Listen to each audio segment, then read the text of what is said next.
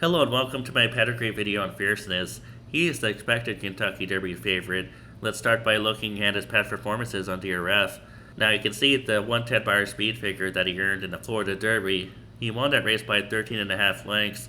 So it might seem kind of silly that we're even looking at his pedigree because he already won a 9 furlong race by 13 lengths. Nevertheless, let's just look at his pedigree for practice. He's by City of Light out of a state thirsty mare called Nona Bella. And City of Light is not established yet as a route influence, but he could be in time. He hasn't had a lot of crops, but last year he did sire a horse named Fearless Soldier, and I looked at the Fearless Soldier. He was a turf router, and he won at Kentucky Downs. He won an allowance race at about 5/16, and that's a long race. City of Light can sire a long turf router. Can he sire a long dirt router at 10 furlongs? I don't see why not. There's no evidence that City of Light can't sire a Kentucky Derby winner, or that he can't sire a 10 furlong winner. Now let's look at Nona Bella on the bottom. Nona Bella is a dam of Fierceness, and she's a half-sister to two notable runners, Nona's Boy and Outwork. Outwork will sound more familiar to people. Outwork won the Wood Memorial in 2016 before finishing 14th in the Kentucky Derby. Nona's Boy was a router as well, at least in some races. Nona's Boy won two different turf routes at about 1/16. One of them was the Lamplighter Stakes at Monmouth Park. The other one was an optional claimer at Saratoga. So, Nona Bella is a half-sister to two route winners in Outwork and Nona's Boy, and Outwork won up to 9 furlongs. Now, Stay Thirsty is a dam sire of Fierceness. And most people remember Stay Thirsty. He was second in the Belmont Stakes in 2011, and he won the Travers Stakes that year. Stay Thirsty wasn't the best sire.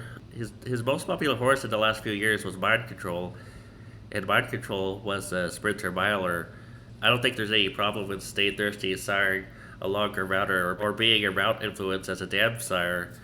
He has Bernardini on top. In any case, I don't think there's any problem with Fierceness handling 10 furlongs. If you just watch his Florida Derby, it's unimaginable that he couldn't handle 10 furlongs after crushing them by 13 lengths in the Florida Derby. Now let's watch Fierceness in the Florida Derby.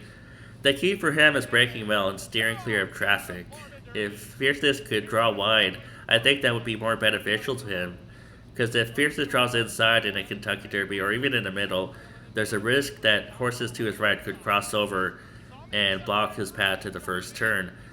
But if Fierceness is drawn wide in like post 15, 16, 17, he could run in the clear for a little bit and not worry about horses to his right crossing over him, and he could gently cross over once he picks up momentum and eventually make his way to the front.